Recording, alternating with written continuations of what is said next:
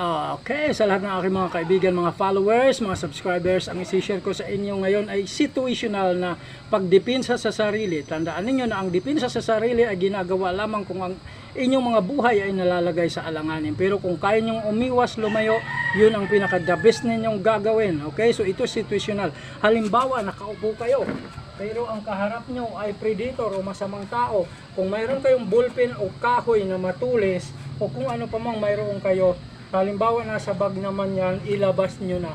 Okay, so kung kayo nakaupo, okay, hawakan nyo na ng pagganito yung inyong pang saksak.